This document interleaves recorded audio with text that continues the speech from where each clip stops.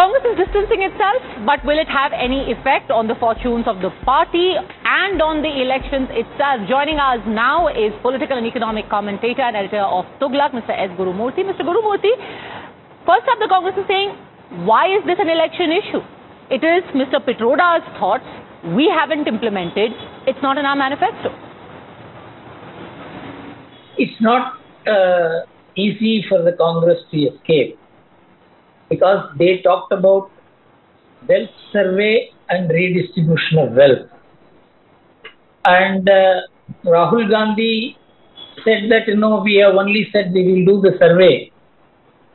And we never thought of an actionable proposition, which is not correct, because I read the manifesto, that it is an actionable and policy-oriented proposal. So Congress is not a research organization to do a survey and publish it for public opinion. And even if it does, it will not be proposing it in the election manifesto. So what Sam Pitroda said has to be viewed in the background of the survey and wealth redistribution, which the manifesto talks about.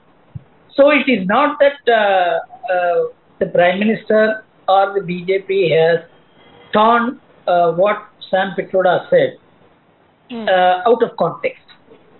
Sam Pitroda himself spoke in the context of redistribution of wealth, which is part of the Congress manifesto, and it was announced with a lot of fanfare. So this is bound to have impact on the people's mind, particularly because this idea was an idea of 1950s. Most of these people do not relate back in history. Economics is not a mere theory. It has a relation back to the history. What was appropriate in 1950 will not be appropriate in 2024. The Congress itself has realized it. It's not that this is a new idea or discovery of Modi. I don't know how many are aware. There was a Nicholas Kaldar who was invited by Pandit Nehru to propose a model of redistribution of income, wealth and resources. And he proposed, apart from income tax, 3 other taxes: wealth tax, gift tax and estate duty. That if you keep the money, you will be taxed. If you gift the money, you will be taxed. If you die with the money, you will be taxed. This kind of choking of the economy resulted in the weakening of the Indian economy, the families. What people like Pitroda do not understand, they are comparing the landscape in America and India without knowing India is a family-oriented economy and America is an individualist economy. For example, social security scheme, it is universal there. And so family need not have to provide for its own social security. The government takes care of it. Of course, there is a huge problem in that, because the government is running into a deficit in the social security account of $72 trillion. But that is their problem. But 90% of the Indian families provide for their own social security. So you cannot tax the Indian families or Indians like the way the Americans tax the American families and individuals. In America, the concept of family has weakened so rapidly. 55% of the first marriages end in divorce, and it goes on. So the landscape is different. So for Sam Pitroda to draw a parallel between America and India, and he is the mentor, philosopher and guide of the Congress, it shows the Congress is running out of ideas.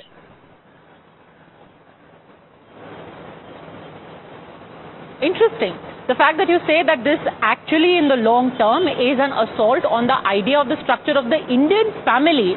But playing the devil's advocate, 1985, it was the Rajiv Gandhi government, it was the Congress government that did away with the inheritance tax. why would they bring back an idea which they themselves debunked at one time? See, it is not that somebody said that the Congress will bring back. It is the Congress's mentor, the philosopher, the guide who says that. Do you mean to say in an election season, when he says that, that will be dismissed? It cannot be dismissed.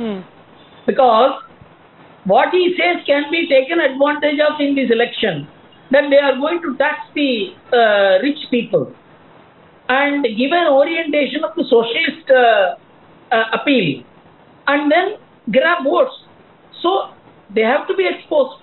It became an election issue, as I told you, in the background of wealth survey and redistribution of wealth. And they also mentioned to whom it will be redistributed. And of course, it has a social orientation, and Rahul Gandhi mentioned 22 crore people and all that. But the fact remains, you have also to see what Dr. Manmohan Singh said in the year 2006. So, in an election, all these are bound to be issues because in the mind of the people, there is a question about the Congress. That the Congress has been appealing to sections for its own advantage. And that has to be exposed for people who are interested in the larger idea of India. Mr. Gurumurthy, this argument is being echoed again and again that it is a special interest group that the Congress is catering to, that money when it's redistributed will obviously stand to benefit, and the elephant in the room is basically is the Muslim population. So the argument is they will take it for everyone, they will give it to Muslims. But if we were to talk about inheritance tax, even Mr. Pitroda, if we were to say that he is informing the Congress's aims and objectives, is not saying that we will put an inheritance tax on Hindus. He will do it on everyone. Then where does this element of appeasement come in? Then the inheritance of Muslims and the inheritance of Christians and Parsis and Buddhists and Hindus will be taxed alike. No. The inheritance tax is different. It is eroding all families, whether it is Hindu or Muslim or Christian or Parsi. But it is spoken in the context of redistribution of wealth, which is intended to benefit a category of people. So, this you are going back to the days of 1950s and 60s, and you have yourself given it up as something impractical. It will not work, it will not lead to formation of capital, it will not lead to productive strength, and so you gave it up completely in 1990s and joined the globalization vehicle, which has nothing to do with this kind of approach of redistribution of wealth and survey and of course an inheritance tax of the kind. But I am on a different agenda. That is, the Congress is on a different agenda. Even for them to say something like this, they must have a debate within the party. They must put it into their cadre. They must prepare the public mind for at least 6 months in advance. You cannot give an emergency notice of such a large issue of U-turning the country after 30, 40 years and say that this is something which should not be commented. In the background of what you have been saying, you are already a suspect in the mind of the people, you must understand. Congress is a suspect in the mind of the people. Okay. Because it has been overemphasizing, whether it has done or not. Orally, it has been promoting certain sectional interests without applying rational thinking or logic. So you are a suspect. And when you say this in the background of all this, naturally it will become an election issue, not in the sense in which you want it, in the sense in which you won't want it. But then there are also examples of how ministers in the BJP, Jayant Sinha, former MOS Finance, for example, has also mooted the same idea that there should be an inheritance tax. So if we are looking at Sam Pitroda as an example of the Congress's economic policies, how can Jayant Sinha, who was an actual minister, be disowned? Does he know that what Modi government's policies are? I am not saying it. That's what I told you. I am not saying this is an idea which should not be discussed. I should have been discussed 6 months in advance. Somebody, I write an article and then on that basis some discussion takes place. That has nothing to do with an election. If even a minister talks outside the context of an election, it has no meaning. It's only an opinion. But when the election is on, and especially in the background of a U-turn which the Congress is doing in terms of the economic principles which it had adopted in 1990s, and it is not very much divorced from that. Redistribution and acquiring people's wealth on debt, there is an interlacing, because when it goes into the hands of the government, the Manmohan formula that the first right over this will go to XYZ, there is a link. So when you make this proposal, when the election is on, to say no, this is like some Jayant Sinha or Arun Jaitley saying it 5 years back, I think it is a very, it's an easy escape. That's not correct. It's not just an opinion, especially in the context in which it is made. Okay.